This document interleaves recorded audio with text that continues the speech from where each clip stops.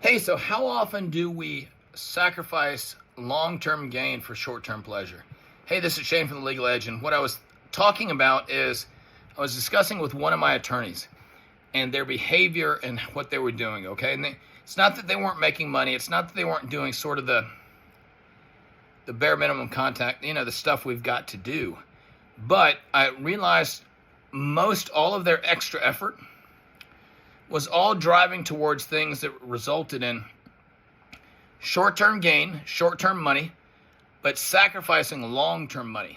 And what I mean by that is, in the personal injury space, if you spend a bunch of your time talking to your clients, making sure you answer all their questions, making sure that they understand everything that's going on with the medical tests that are going on and what all the doctor recommendations are, we found you generally experience higher case settlements. However, that's a farmer's approach versus a hunter who strikes for the kill, moves cases faster, fights with the adjusters, but it's all part of the fight. And that results in, of course, short-term money, right? Because you settle the case, boom, you're paid.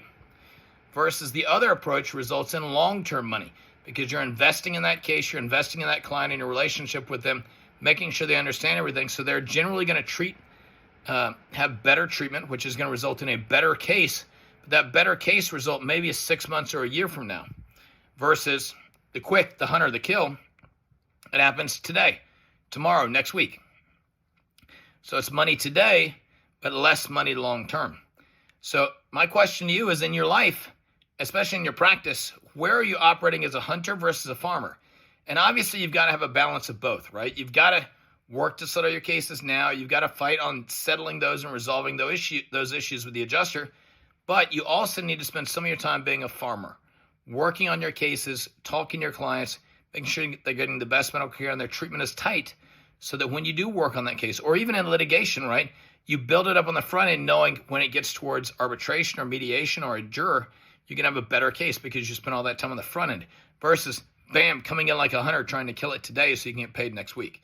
Right? So there's got to be a balance in your practice on where your time is spent. But one thing I will say this, hunters rarely get fat.